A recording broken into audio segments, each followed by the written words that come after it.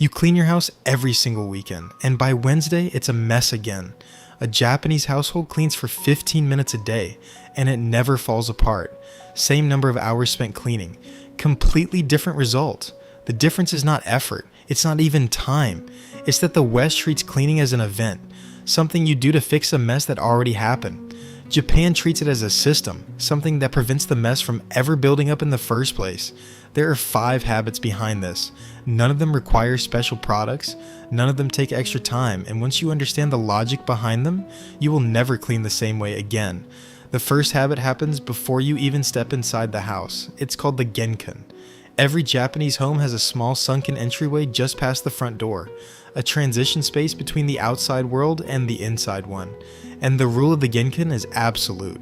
Shoes come off here, always. No exceptions. No, just this once. This single habit is doing more work than people realize. Studies on household dust have found that the vast majority of the dirt, bacteria, and allergens inside a home are carried in on the soles of shoes.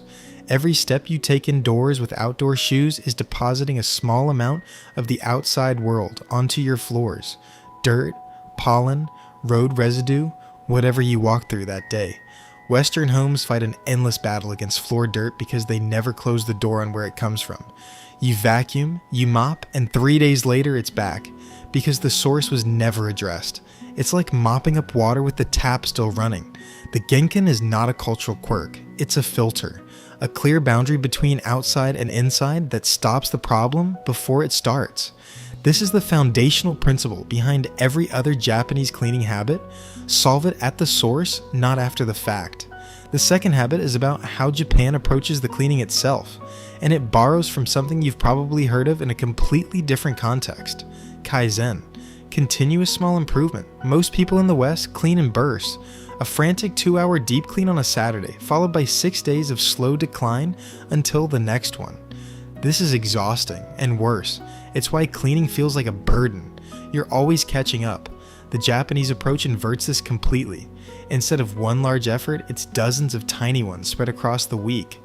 Wipe the counter the moment you finish cooking. Put a single item away the second you notice it's out of place. Spend 90 seconds wiping the bathroom sink after you brush your teeth. None of these take more than 2 minutes.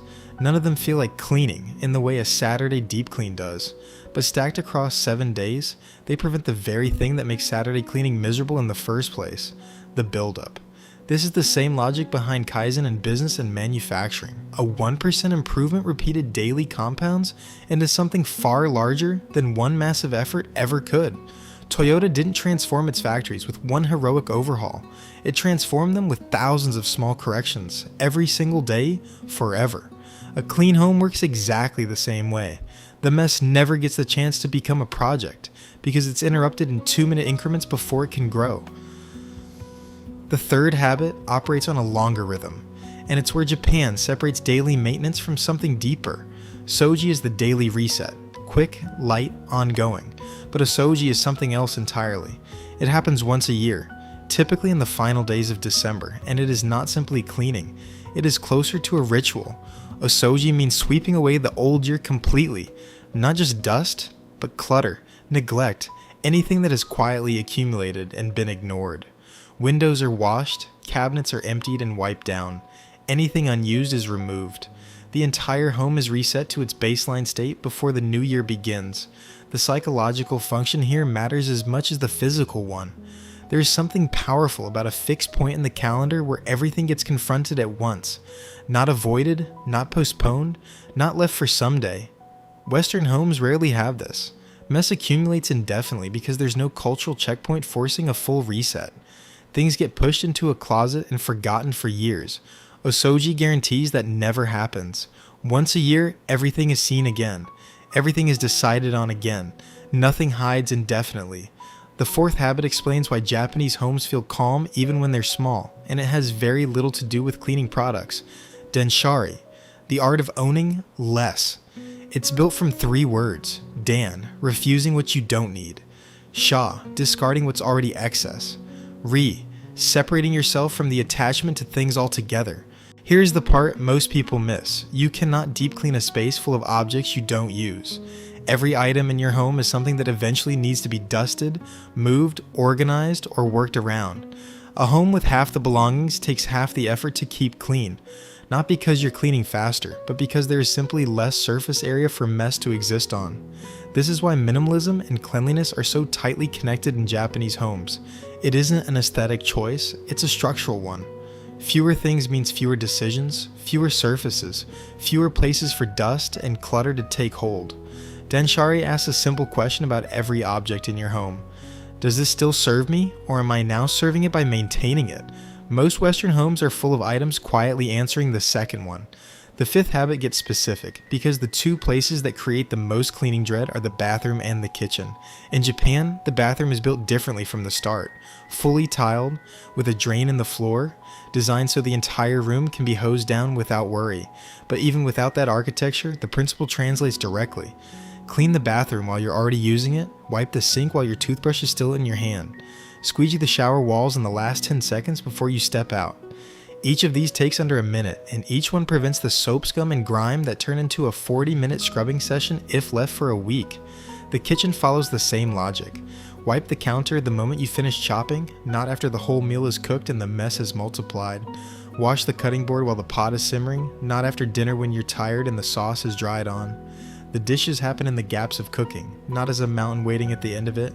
Western kitchens often save everything for after the meal, which means the mess has had time to set, dry, and harden. Japan never gives it that time. All 5 of these habits point to the same underlying mindset shift, and it's the one thing the West fundamentally gets backwards.